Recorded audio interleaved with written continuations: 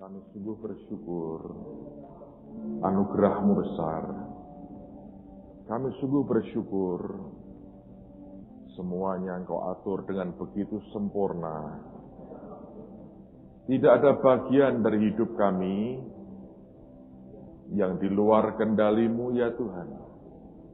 Tapi semua dalam kendali Tuhan. Tidak ada bagian dari hidup kami yang menyimpang dari apa yang Tuhan mau. Karena Engkau pengendali hidup yang luar biasa. Pagi hari ini, ajari kami, buat kami kenal Engkau lebih lagi.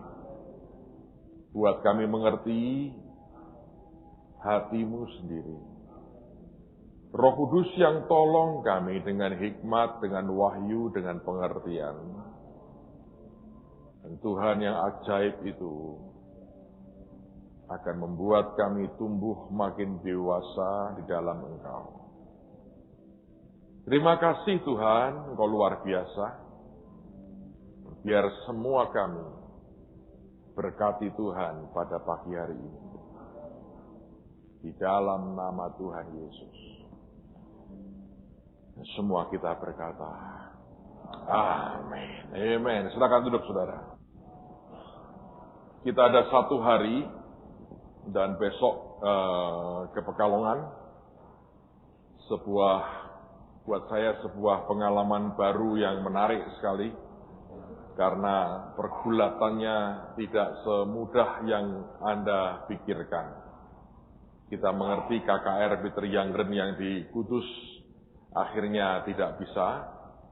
Dan Pekalongan pun sebetulnya nyaris. Itu on-off-nya berkali-kali. Tapi saya bersyukur pada akhirnya sampai detik ini kita masih diberi anugerah oleh Tuhan untuk mengerjakan apa yang Tuhan mau. Nah, pagi hari ini saya ingin sedikit melanjutkan apa yang Peter Yangren sampaikan hari Minggu yang lalu. Saya mau tanya jujur dengan saudara. Siapa yang betul-betul ngerti apa yang dia khotbahkan hari Minggu pagi? Sejujurnya, ini dia. Siapa yang bilang, saya nggak terlalu ngerti deh sebetulnya itu gimana sih penerapannya buat kehidupan kita? Coba angkat tangan sedikit. Iya. Kalau Anda mengerti, saudara orang hebat sebetulnya. Karena bukan apa-apa, tapi itu sudah sampai ke sebuah titik di dalam pertumbuhan kita, yang sebenarnya di situ kalau Anda main di situ, kasarnya nih saudara, hidup Anda berubahnya luar biasa. Sebab itu titik yang sulit sekali. Karena Anda melawan akan pikiran, dagingmu, bahkan keagamawian saudara. Bahkan yang engkau lawan sebetulnya, pengertian-pengertian dan konsep lama yang mengikat kehidupan kita selama ini. Nah, pagi ini saya mau share sedikit supaya Anda bisa lebih ngerti sebetulnya itu apa yang dia maksudkan. Coba kita lihat di Efesus pasal yang kedua. Ada satu bagian perikop yang saya mau baca buat saudara. Saya harap ini menolong Anda untuk bisa nangkap apa yang Tuhan mau berikan. Efesus pasal yang kedua, lihat mulai ayat yang pertama. Kamu dahulu sudah mati karena pelanggaran-pelanggaran dan dosa-dosamu. Kamu hidup di dalamnya karena kamu mengikuti jalan dunia ini. Karena kamu mentaati penguasa-penguasa angkasa, yaitu roh yang sekarang sedang bekerja di antara orang-orang durhaka. Sebenarnya dahulu kami semua juga terhitung di antara mereka, ketika kami hidup di dalam hawa nafsu daging, dan menuruti kehendak daging, dan pikiran kami yang jahat. Pada dasarnya kami adalah orang-orang yang harus dimurkai, sama seperti mereka yang lain. Tetapi Allah yang kaya dengan rahmat, oleh karena kasih-Nya yang besar, yang dilimpahkannya kepada kita telah menghidupkan kita bersama-sama dengan Kristus. Nah, Anda perhatikan ayat berikutnya. Sekalipun kita telah mati oleh kesalahan-kesalahan kita. Jadi kalau kesalahan-kesalahan yang kita buat itu ujungnya membawa kepada apa? Kematian. Lalu kemudian Alkitab berkata, oleh kasih karunia kamu apa? Diselamatkan. Jadi ini ya, Anda mesti gini. Kalau saya buat langkah, 3 langkah ke kanan, saya akan menyentuh layar overhead projector. Oke? Tapi untuk saya menghindar dari layar proyektor ini, tidak berarti saya harus bergerak 3 langkah ke kiri. Tangkap saudara. Karena kesalahan-kesalahan itu, saya mengalami kematian. Supaya saya hidup, harusnya kan, bukan melakukan kesalahan, tapi apa? Melakukan kebaikan, jasa, ya toh? Perbuatan tertentu, sehingga saya dapatkan kehidupan saya kembali. Ternyata bukan begitu. Alkitab berkata, oleh karena kesalahan-kesalahan, kita mengalami namanya kematian. Tetapi, selamatnya bukan kebalikannya. Tapi apa? Kasih karunia. Itu apa sih saudara? Pemberian. Jadi, saya di sini, tiba-tiba saya diberikan keselamatan. Itu yang Alkitab berkata, dia memindahkan kita dari gelap, masuk dalam terangnya yang ajaib. Siapa yang mindahin? Tuhan. Bukan karena perbuatan kita. Oke, teruskan lagi.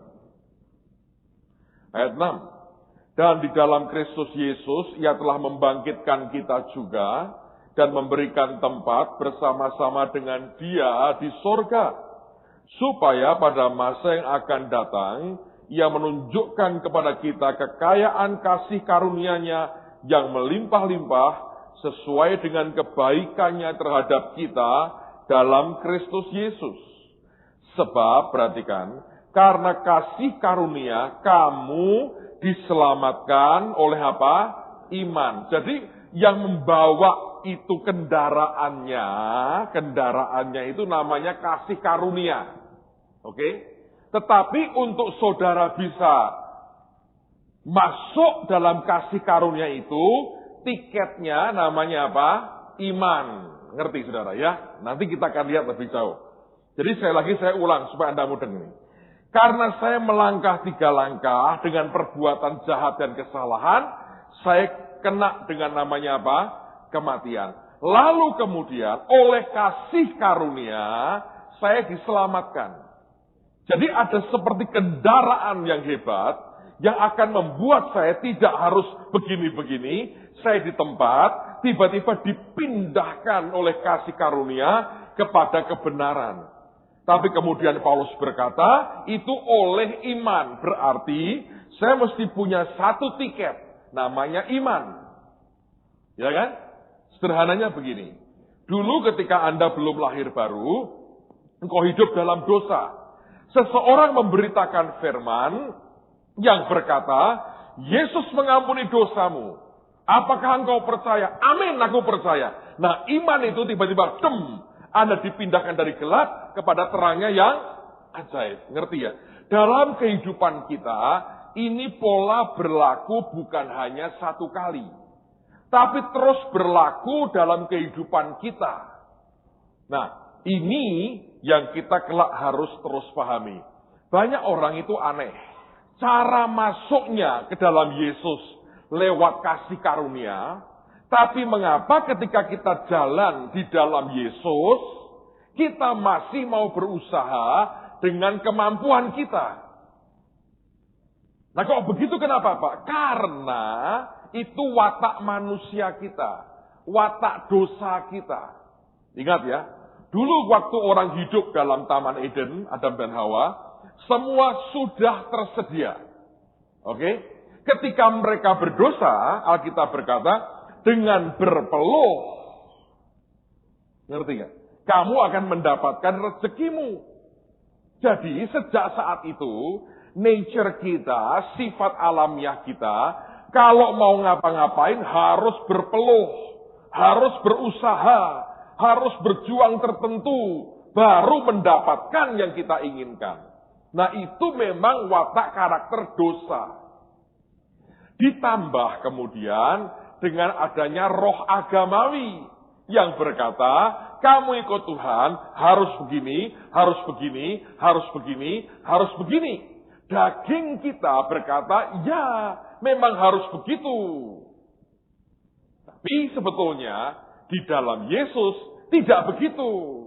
Kalau Anda begitu, makanya susah payah hidup kita. Tapi kalau kita menikmati kasih karunia, Tuhan yang pindahin kita. Tuhan yang benarkan kita. Ngerti saudara ya? Tapi tiketnya tetap namanya apa? Iman. Nanti kita lihat lebih jauh. Teruskan. Ayat 8. Sebab karena kasih karunia kamu diselamatkan oleh iman. Itu bukan hasil apa? Usahamu. Tetapi pemberian Allah. Jadi keselamatan itu bukan hasil usahamu. Tapi apa? Pemberian. Dari awal kita harus mengerti, di dalam Yesus itu isinya pemberian demi pemberian, saudara. Nah ini susah ditangkap oleh karakter daging kita. Oke, teruskan lagi. Itu bukan hasil apa saudara? Pekerjaanmu. Jangan ada orang yang memegahkan diri. Karena kita ini buatan Allah. Diciptakan dalam Kristus Yesus untuk melakukan pekerjaan baik yang dipersiapkan Allah sebelumnya. Ia mau supaya kita hidup di dalamnya. Nah, sekarang saya mau cerita aja supaya memberikan gambaran kepada saudara. Nanti saya akan punya banyak story, banyak kesaksian. Saya harap saudara bisa mulai nangkap.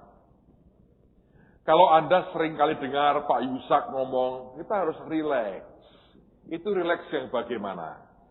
Saya berkata sejujurnya, ada saat-saat di mana persoalan itu datang, problem datang. Tingkat kerileksan kita juga tipis sekali sih saudara. Ya, bagaimanapun kita ini manusia. Tapi izinkan saya cerita beberapa pengalaman. Saya harap membuat saudara itu punya pengertian. Karena begini, ingat loh, tiketnya namanya apa? Iman. Roma 10:17 berkata apa? Iman timbul dari mana? Pendengaran. Pendengaran akan apa? Firman Kristus. Kata firman di situ dari kata rema, bukan logos. Nah, rema artinya the spoken word atau perkataan firman yang Tuhan berikan dan ucapkan buat kita. Nah, itu yang menghasilkan iman. Jadi kalau ada orang berkata, mari kita imani. Bisa nggak sebetulnya? Bisa nggak saudara? Bisa nggak? Siapa bilang bisa? Angkat tangan tinggi-tinggi. Ayo, ngomong jawabannya. Bisa nggak kita berkata, kita imani yuk. Bisa nggak? Coba angkat tangan tinggi-tinggi. Yang bisa, angkat tangan tinggi-tinggi. Anda belum nangkep yang saya maksudkan. Itu kalau Anda imani, berarti itu usahamu untuk beriman. Wong iman itu timbul dengan sendirinya. Dari mana timbulnya? Rema. Kalau Anda berkata, mari kita imani, saudara berusaha untuk beriman, maka dengan sendirinya Anda maksa Tuhan berfirman kepada Anda seperti yang engkau mau, dan itu kebalik. Dan Tuhan seringkali tiap hari geleng-geleng. Lu Tuhannya siapa? Ngerti saudara? Nah ini yang tidak bisa dipahami oleh banyak orang. Makanya ngotot banget dengan apapun yang dikerjakan. Saya ini orang yang dalam hidup saya sampai detik ini. Saya orang yang menikmati namanya kasih karunia Tuhan. Saya orang yang menikmati namanya kemurahan Tuhan.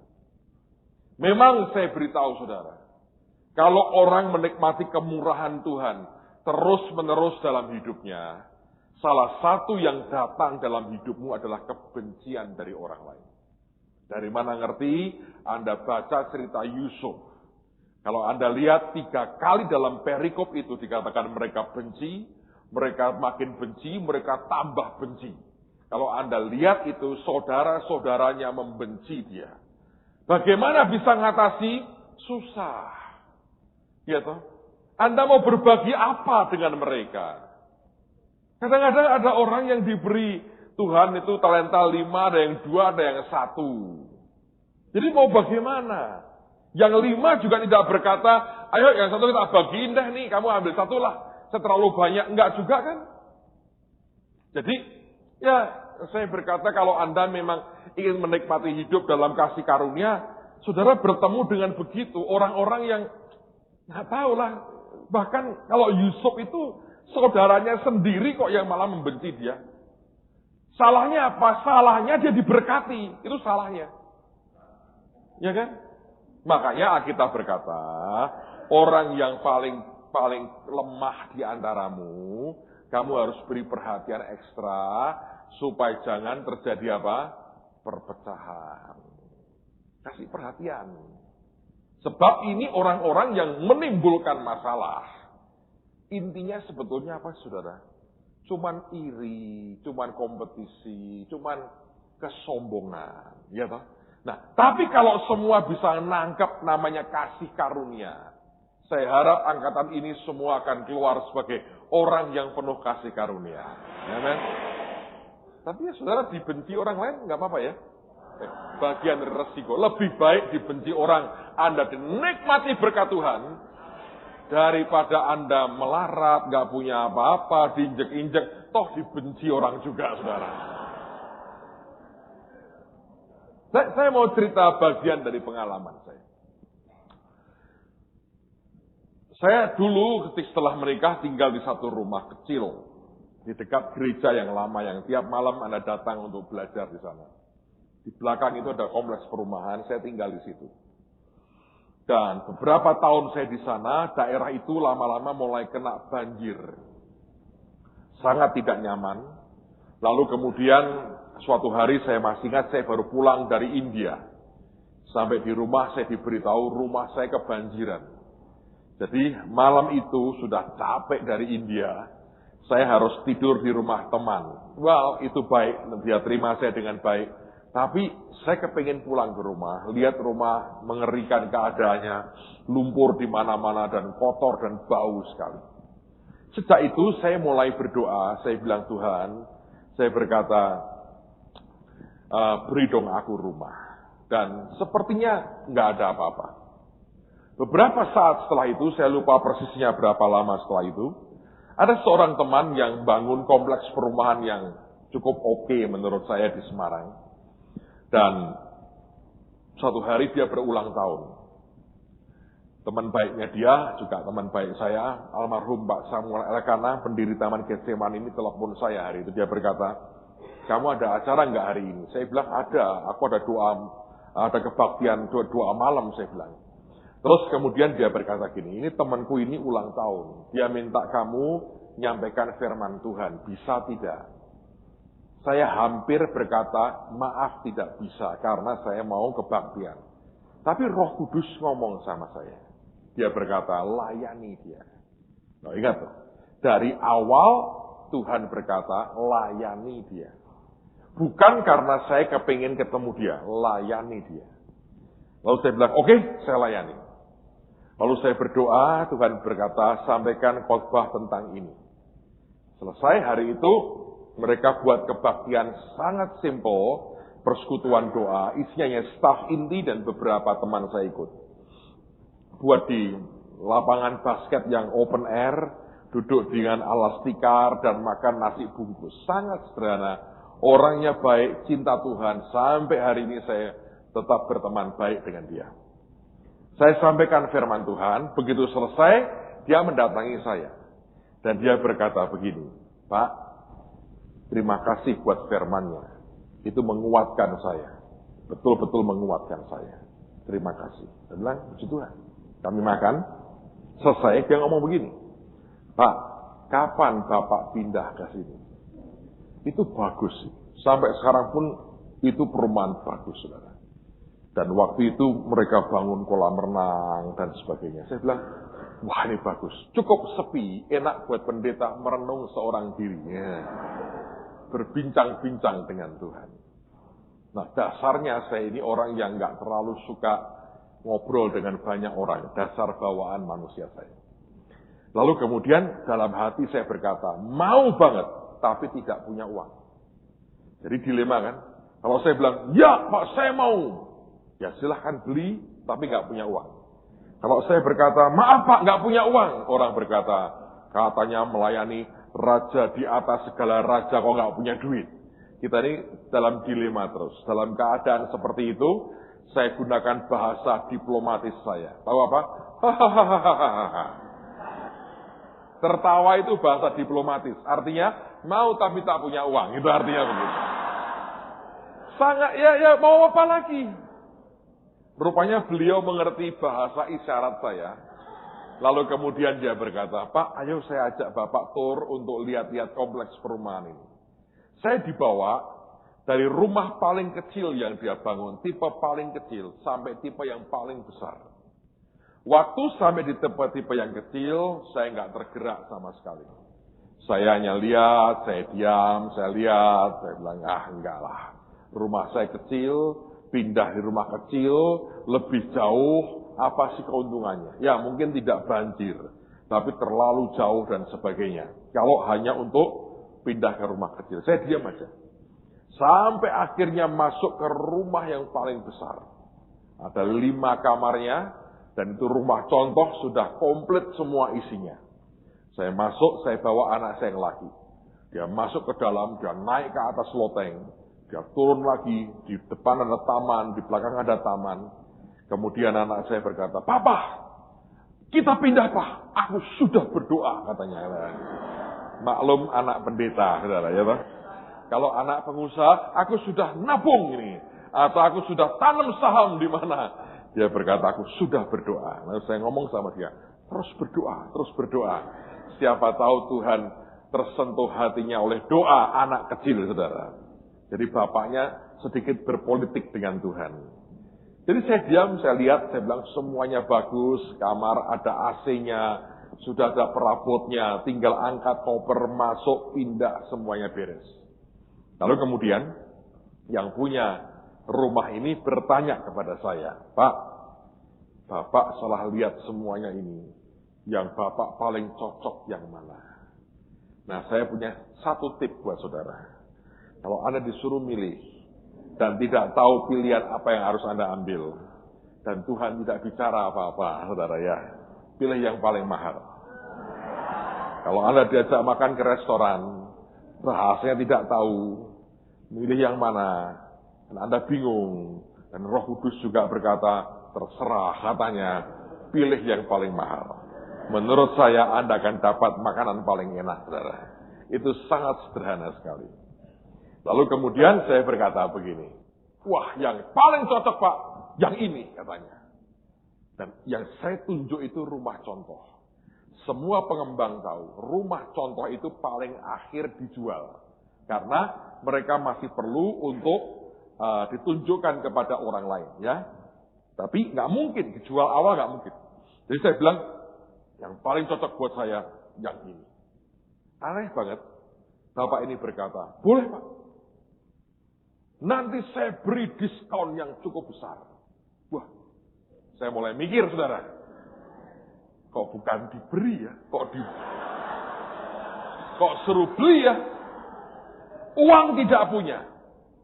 Dan saya mengatakan dalam hati saya, ini pasti harganya ratusan juta rupiah. Itu zaman, saudara, 10 tahun yang lalu. 97 menjelang Krismon. Sebelum Krismon. Saya ngitung, waduh. Saya didiskon 90% aja. Tidak punya uang. Utang di bank sudah tidak mau. Kapok saya. Karena gereja yang lama itu nyaris disita bank. Tahun 94. Hampir dilelang. Karena pertolongan dan kebaikan Tuhan, saudara. Saya pikir Tuhan itu baik banget kok sama saya. Percayalah, saudara. Dia baik banget sama saya. Saya seringkali merasa walaupun tidak GR ya, ada perlakuan-perlakuan khusus yang dia berikan buat saya. Jangan iri kalau soal-soal kemurahan, soal anugerah. Saya bisa cerita apa saja hari ini dan Anda akan pusing dengerin saya. Dan Anda kalau niru itu menyerahlah sebelum bertanding, saudara. Saya tahu ada orang-orang bisa kesel, bisa marah, bisa benci mungkin. Tapi saya berkata, apa salah beta? Gitu. Saya hanya terima kemurahan Tuhan.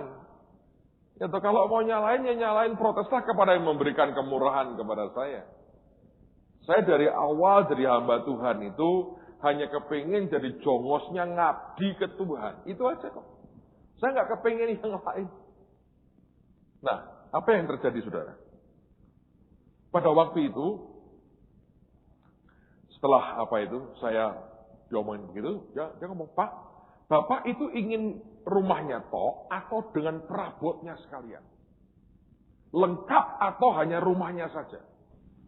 Saya berpikir begini, lengkap yang tidak punya uang, dengan perabot yang tidak punya uang. Loh ya toh, kalau Anda itu berkata, saya nggak mau perabotnya, itu karena mungkin uangnya kurang dikit. Tapi kalau sama-sama nol, saya bilang, lengkap lebih baik. Sama-sama tidak punya uang. Nah itu dengan Tuhan itu memang asiknya di situ, saudara. Jadi saudara kalau Anda mau ngomong duit dengan saya, mari kita bicara. Bisa berhari-hari, tidak selesai. Sebab saya tahu saya punya kemurahan. Saya terima favor Tuhan itu luar biasa.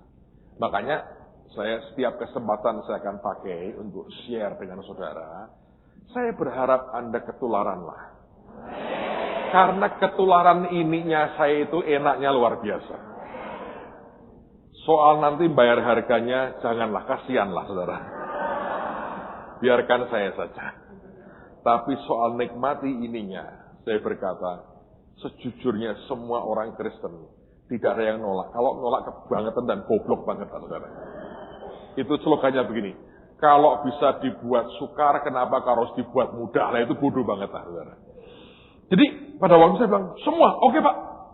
Saya segera akan berikan perinciannya, katanya. Dan dia berkata gini, nanti Pak, dia bilang, kita diskusi ya. Rundingan. Ada kok Pak bank yang cukup terbuka untuk Bapak bisa pinjam lewat bank itu. Saya bilang, ya, ini menjerumuskan, saya berkata begitu. Udah selesai, saya pulang ke rumah. Nah, saya lupakan itu, saudara. Saya pikir, itu hanya omongan basa-basi yang saya nggak mungkin punya uang lah. Itu ratusan juta rupiah. Sedang rumah yang saya tempat itu hanya puluhan juta harganya. Jadi ini sudah terlalu jauh. Tidak mungkin lah. Nggak mungkin. Secara manusia tidak mungkin. Beberapa waktu kemudian, nggak lama, saya seminar di Jakarta. Itu masih awal-awal saya seminar di Jakarta. Saya nginep di hotel. Malam, satu hari, 2:30.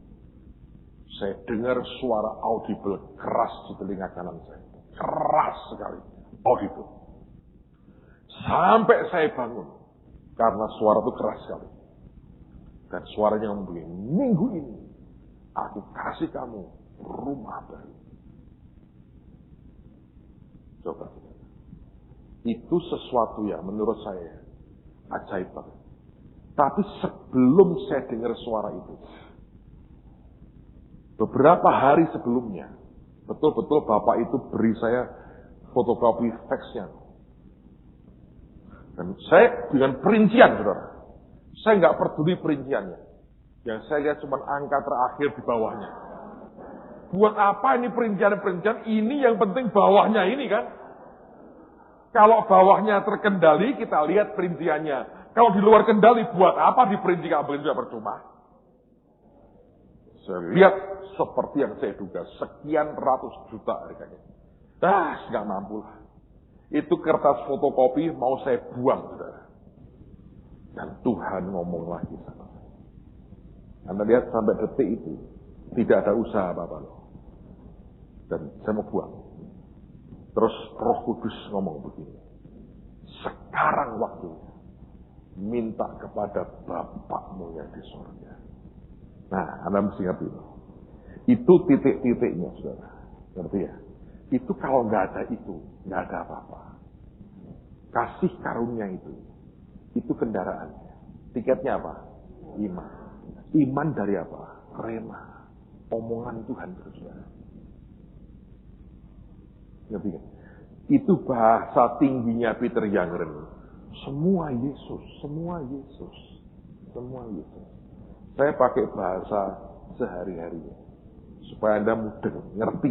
Kalau enggak terlalu teologis, Anda tuh enggak terlalu ngerti sebetulnya. Nah, kemudian saya bilang, oke, aku suruh ngadep ya, tak bawa. Saya masuk kamar, saya kunci kamarnya. Saya mau berlutut. Ngomong lagi Roh Kudus. Doa seperti Raja Hizkia berdoa. Nah, ingat, Alkitab berkata, fungsi tugas Roh Kudus diantaranya mengingatkan kita akan setiap kebenaran yang Tuhan pernah sampaikan buat kita. Kenapa Anda perlu baca firman? Supaya Roh Kudus bisa satu kali juga mengingatkan firman itu dalam hidupnya. Kapan Hizkia berdoa? Seperti apa Hizkia berdoa? Kalau Anda baca di Alkitab, dikepung oleh Sanherib, ya kan? Lalu raja ini membuat surat, Hizkia dimaki-maki, Tuhan dimaki-maki. Oleh Hizkia, surat itu dibawa ke bait Allah, dibentangkan di depan Tuhan, dan dia provokasi Tuhan. Dia berkata, Tuhan, ini bahasa saya, aku dimaki-maki. Kalau aku dimaki-maki, biasa. Kalau engkau Tuhan, kan kebangetan kau dimaki-maki. Lihat Tuhan, kau dimaki-maki. Tuhan panas, musuh dihabisin, saudara. Lah itu memprovokasi Tuhan. Lalu kemudian, saya bilang, oh oke. Doa kayak Hizkia, beres. Saya berdiri, saya bentangkan betul-betul, saudara. Facts. Saya bilang, Tuhan, saya bilang, ini bukan dari musuh.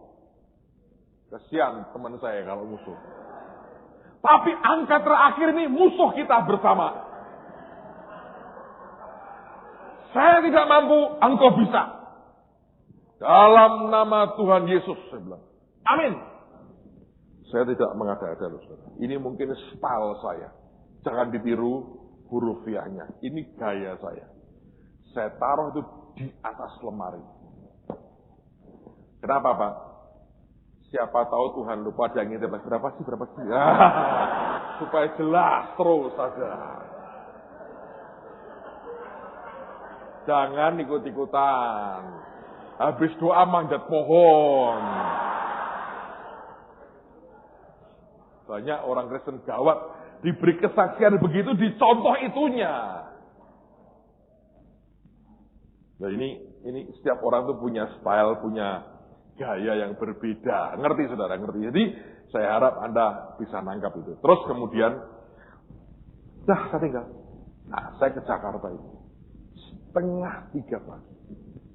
Suara audible keras sekali berkata, minggu ini aku kasih kamu rumah baru. Suara laki kenceng banget. Saya kaget, saya bangun, saya bilang, siapa teriak pagi-pagi ini? Gak ada orang. Lihat di jam saya 2:30. Terus saya berdoa. Saya ngomong terus terang, saya ngomong, Tuhan, kalau tadi itu suaramu, biar jadi Tuhan. Dan engkau berjanji memberi aku rumah. Aku tidak akan berbuat apa-apa. Aku tunggu pemberian. Selesai. Tidurlah.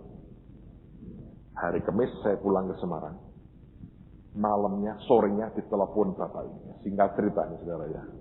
Dia telepon, dia bilang, Pak, apa sudah terima fax saya? Saya bilang, oh ya, sudah, terima kasih banyak. Terus dia tanya, gimana Pak?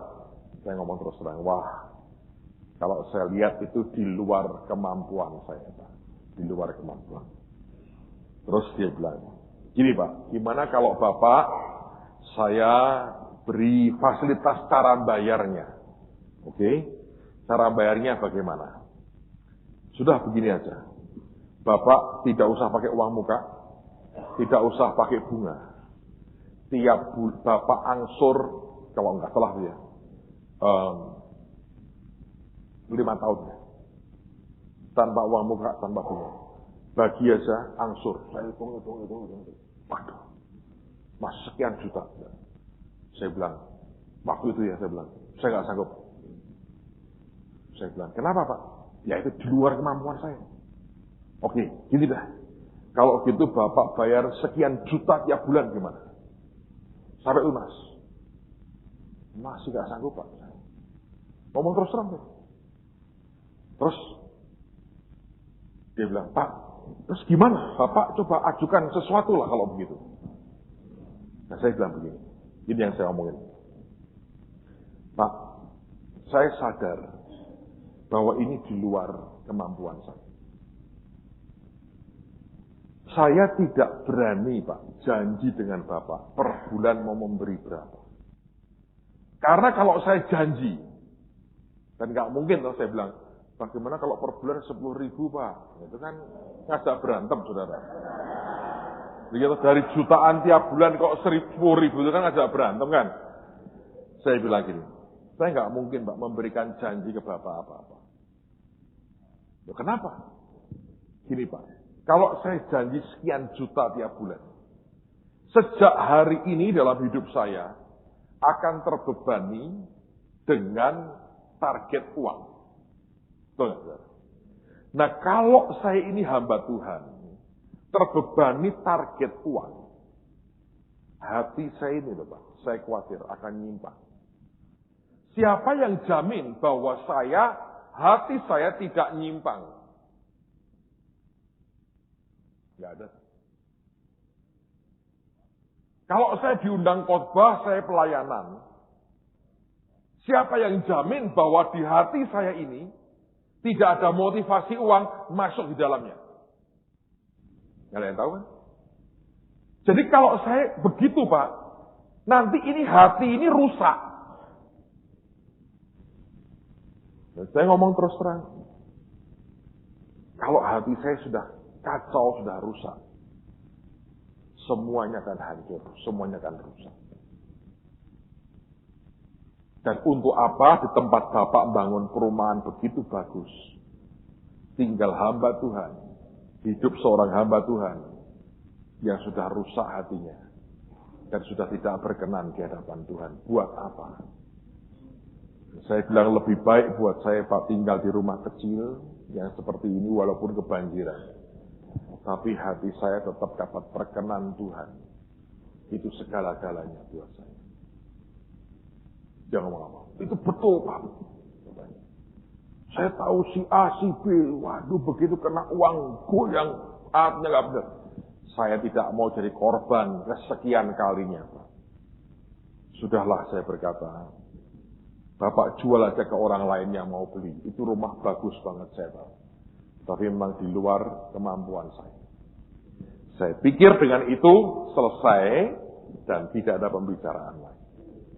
Tahu saya ngomong apa? Pak, gimana caranya Bapak tetap bisa pindah ke sini? Wah, kejar lagi. Saya pikir berhenti loh pembicaraan. Tapi Anda tahu, itu namanya kasih karunia. Itu kendaraannya namanya kasih karunia. Tiketnya namanya apa? Iman. Dari mana saya punya iman? Dari omongan Tuhan. Suruh doa, kayak Hizkia. Suruh doa kepada Bapak di surga. Diomongi firman tentang minggu ini aku kasih kamu rumah baru. Ternyata itu, rema-rema seperti itu membangun sesuatu di dalam saya. Di detik itu saya tidak lagi peduli apakah saya dapat rumah itu atau tidak. Sebab saya tahu Tuhan sediakan saya sesuatu. Saya bilang, saya nggak ngotot loh. Saya bilang, kalau itu jatahmu dapat, kalau enggak dia punya jatah lain buat saya tidak peduli. Selalu Tuhan berikan terbaik bagi anak-anaknya. Amen. Nah Anda harus ngerti itu membuat hidupmu Anda bisa rileks. Minimal tidak setertekan kalau Anda itu mencoba ngimani. Mau ngimani bagaimana? Terus terang, yang namanya uang, saudara. Kalau itu sebuah lompatan tinggi banget jumlahnya, hati-hati. Karena biasanya uang itu bertahap itu merangkaknya. Karena resiko jatuhnya mengerikan sekali. Nah, dari situ saya bilang begini, Pak, saya tidak minta gratis. Saya nggak minta. Tapi kalau Bapak mau memberkati saya, caranya harus ekstrim banget. Kalau enggak, Pak, sudahlah, juallah ke orang lain. Di situ dia mulai mikir. Ekstrim itu gimana? Akhirnya dia ngomong begini. Gini aja Pak. Bapak ambil rumah ini, beli rumah ini, tidak usah uang muka, tidak usah bunga. Tiap bulan terserah berapa, sampai kapan terserah. Saya pikir, wah ini hebat ini. Lebih dari itu gratis, saudara. Ini sudah mentok-mentoknya orang baik ini. Itu barang ratusan juta, tidak ada uang muka, tidak ada bunga, tiap bulan berapa, sampai kapan terserah. Saya bilang, ya itu oke itu, saya berkata, saya mau kalau itu. Terus saya bilang gini, Pak, tapi kan kita buat perjanjian. Ya. Lah perjanjian itu kalimatnya gimana? Loh, Bapak buat sendiri kalimatnya, Pak. Saya tinggal tanda tangan, pokoknya intinya itu. Oke, saya berkata. Kalau soal itu, beres, saya bilang. Pokoknya segera saya temui Bapak. Saya ngomong sama keluarga saya, kita pindah rumah. Mereka teriak, uangnya siapa? Tuhan sediakan. Caranya nanti kita lihat, saya berkata gitu. Saya datangi teman saya, sarjana hukum, saudara. Saya bilang, tolong buatin, saya mau perjanjian, saya mau beli rumah. Lalu kemudian saya jelaskan begini-begini. Berapa nomornya? Sekitar 1 juta. Uang muka berapa? Tidak ada. Diangsur, ya. Berapa lama? Tidak ada. Bunga berapa? Tidak ada. Loh, kok nggak ada semua itu gimana? Ya pokoknya gini loh ya, saya bilang, tak ajari. Tulis saja. Aku pihak kedua akan membayar rumah itu sampai mencapai jumlah itu tiap bulan sesuai dengan kemampuan dan berkat Tuhan. Lu nggak ada perjanjian kok melibatkan berkat Tuhan, itu kan nggak real. Loh, saya bilang ini itu aku ini belajar ilmu hukum bertahun-tahun. Lah ini ilmu baru. Kamu lulus baru keluar ilmu ini, saya bilang. Ini nggak ada, nggak bisa. Bisa, saya bilang. Ya saya buatin, saya mau lihat seperti apa.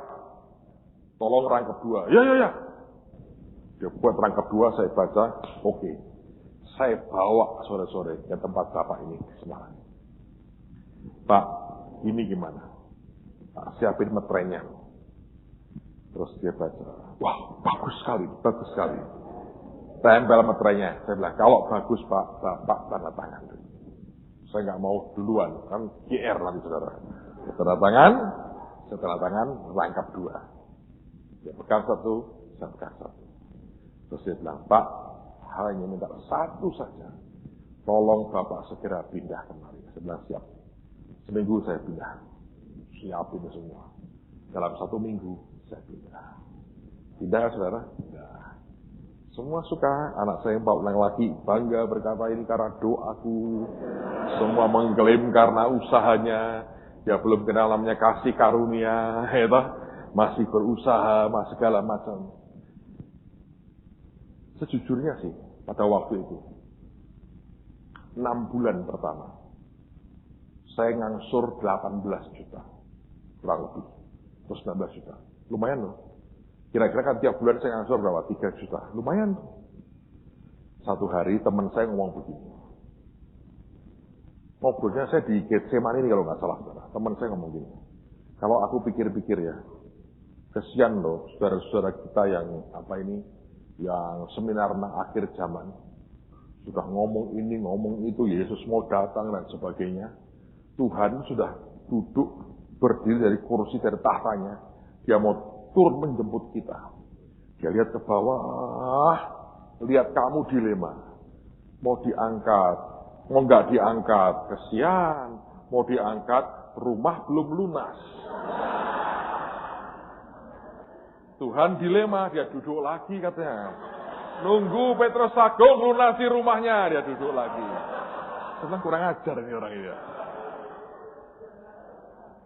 Saya tahu dia hanya bergurau, saudara. Saya tahu. Tapi saya pikir, saya bilang, Tuhan ini gimana nih omongan kayak begini. Tapi Tuhan itu aneh. Seringkali kalau kita ini kena sesuatu, walaupun itu gurauan, saudara. Itu bisa menggelitik hati Tuhan untuk berbuat sesuatu. Satu sore saya masih ingat, saya mau turun dari atas ke bawah. Tuhan ngomong sama saya. Sisa kekurangan pembayaran rumah, lunasi. Saya bilang, baik Tuhan, berkati dulu. Ntar saya bayarkan. Begitu adalah pakai apa, saudara? Enggak punya uang. Sisa masih begitu banyak. Tapi saya bersaksi kepada saudara. Dalam 3 bulan, itu berkat gila-gilaan, saudara. Sampai pernah saya itu mau ke Kamboja, tengokin teman yang tugas di sana. Maaf nih, lagi seminar di Menara Era waktu itu. Lagi ke toilet pria, berjejer-jejer dengan banyak orang gitu kan. Satu orang di sebelah saya begini, Pak, loh apa ini? Berkat Bapak. Oh ya, tak masukin di Alkitab, saya lupa. Sampai di Phnom Penh, saya jadi beritahu waktu itu masih gawat. Kalau bunyi tembakan, pokoknya jangan ke arah jendela. Harus nyingkir. Malam tuh banyak tembakan. Masih gawat tuh. Terus, wah mau tidur susah. Saya ingat ada orang ngasih berkat. Itu berkat puluhan juta rupiah. Di satu cek biru di Alkitab saya.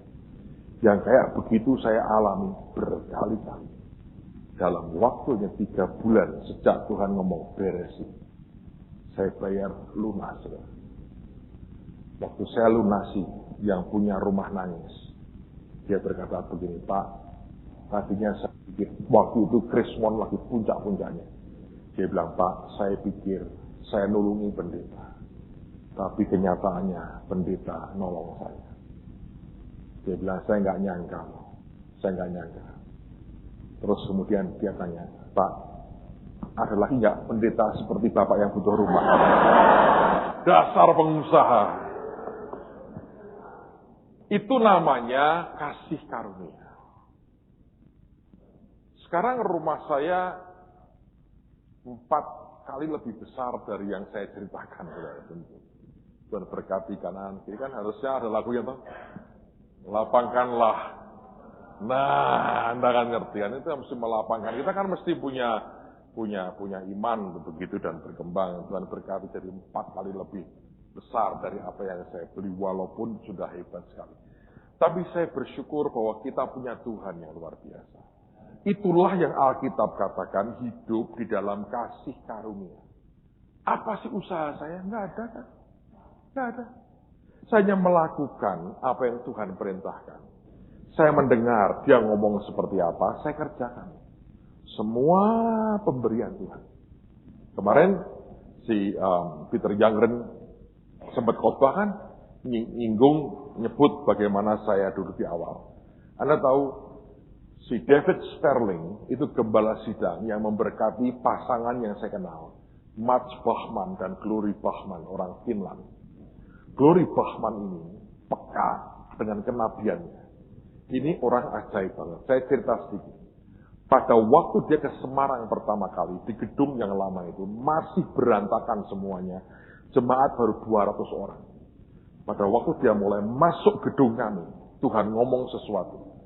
Dan ketika dia naik mimbar, dia khotbah. Saya nggak percaya. Terus terang dengan yang dia omongin. Karena pada waktu itu dia ngomong begini. Waktu tadi saya masuk kemari, Tuhan bicara sama saya. Dia berkata, gereja ini akan menjadi salah satu gereja yang terbesar di Asia. Saya ketawa di hati saya. Tapi kalau kadang-kadang saudara, ada orang tertawa dan saya berkata, nggak beriman, nggak siapa. Tapi ada seperti Sarah, tertawa. Tetap dapat nggak? Bingung kan? Ayo, bingung kan?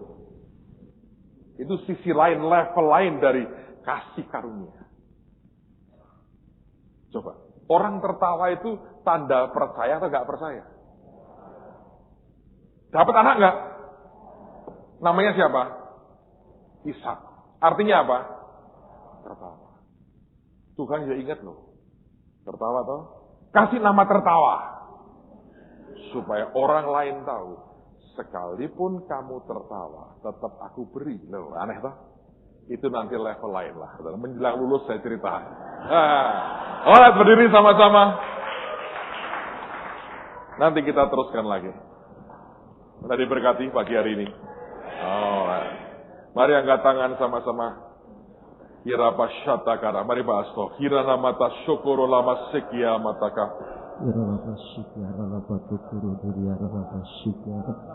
Tuhan baik, Tuhan baik. Hirapa syakara lama mataka.